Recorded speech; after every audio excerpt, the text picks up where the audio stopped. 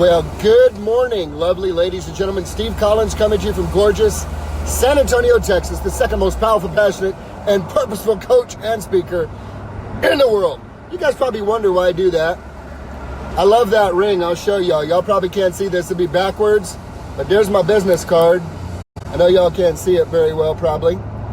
But the Spartan helmet, by the way, that says power, passion, and purpose.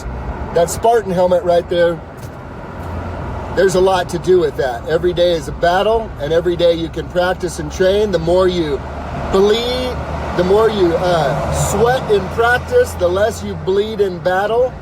And the majority of the battle is in our mind. So you have to have that helmet on, protecting yourself from the thoughts that come at you that will try to take you out. Every day is a little bit of battle. So lead yourself or be led. Lead yourself or be led. And the conclusion this morning will be both and is better when you choose wisely. Lead yourself or be led. And the best part is when you can do both and versus either or by wise choices. So let's go ahead and dig into the material this morning, shall we? This was birthed out of a conversation. Many of you know I have 7 children. I have a couple of youngsters still in the house. And a conversation we have with one of our kiddos who I absolutely adore and love. Just amazing, amazing, amazing. They say some people move to the beat of a different drummer. Well, my little man don't even hear the drum. He don't even care. He will probably live longer than everybody else in our household because our household is full of type A, hardcore, go-get-it, 100-mile-per-hour folk. And he ain't interested in all that. God just made him different for his own purpose. And so we had a conversation today around a business conversation I've had with clients that came from a dialogue by Simon Sinek. Watch the TED Talk. And it talks about this. Many times people know what you do and they know how you do it. But people don't truly connect to your mission until they know why you do it. Why do you actually do it? What's the why behind it? So this man in my family, he know what he got to do and he knows how to do it. But I don't think he understands as of earlier this morning, and he has a clear understanding now of why we do it. From the time my children were young, I had fascinating conversations with them around an entirely different direction, where most parents may be having conversations with their children growing up. You gotta get good grades in school so you can have a good GPA so that you can go to college and get a good job. No issue with that. That's probably 98% of the conversation in America, and it's really good. Beating the alternative. If you ain't nothing, you ain't gonna ever turn into nothing, and you ain't gonna be nothing. Okay? So it's a good conversation. A great conversation we have experimented with from the time our children left the womb until this very day. An ongoing conversation is this. We will help you discover your gifts and discover your talents and uncover that particular bent God gave you, which, by the way, in school is going to mean a lot of what you're studying ain't going to have anything to do with your gifting and your talent. So mom and daddy expect A's in your gift and talent and strength zone. We want your best in the other zones. We're going to help point you in that direction, because as you become a person of character integrity, as you become a person with a compassionate heart for other people, one day you will have the opportunity to run a business in which you can employ some really great people. By the way, the people that got good grades and got the job and got the college degree. I just said that. You will have the opportunity to develop people that the good Lord will allow you to steward in helping them grow the way we are helping you to grow and the way we've taught you to grow your whole life.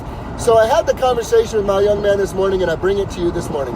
I said, buddy, you see the difference here and why we're hard on you in the mornings is because if you don't truly learn to lead yourself, you will live a life of being led by somebody else.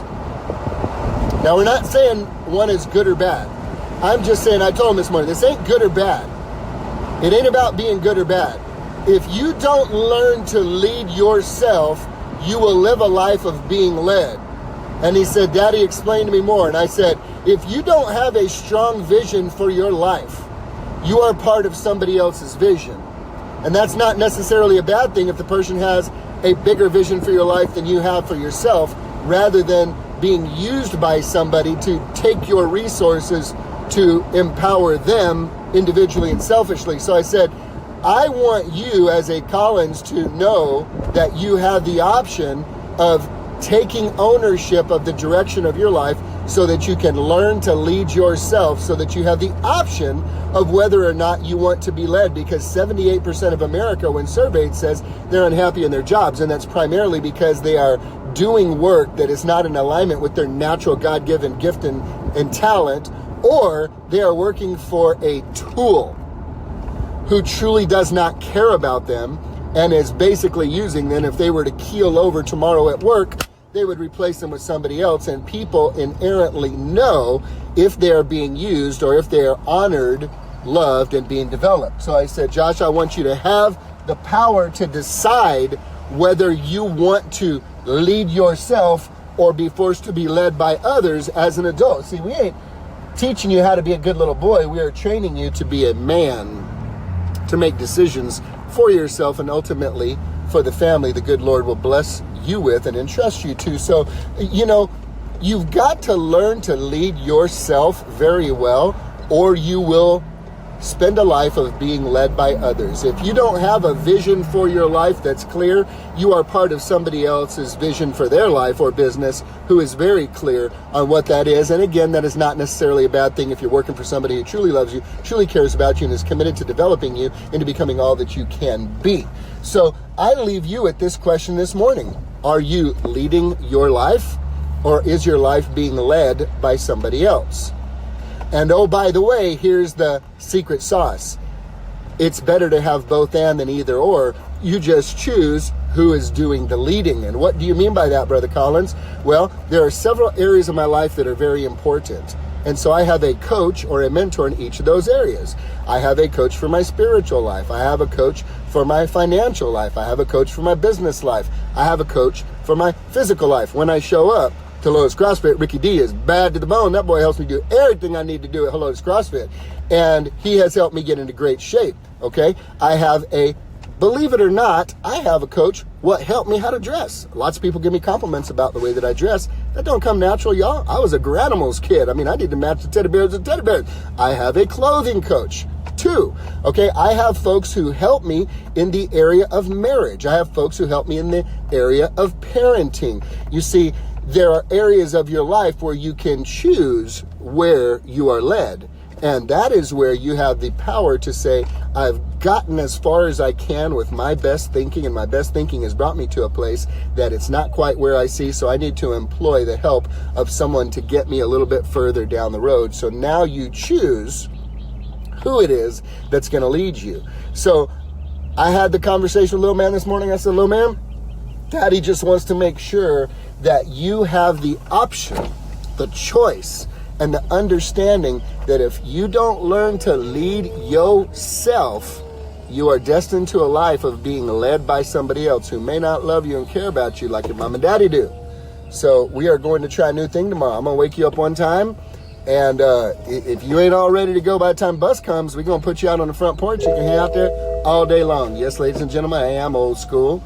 Don't call Child Protective Services on me, because I ain't trying to raise me a wussy here. I'm trying to raise a man, all right?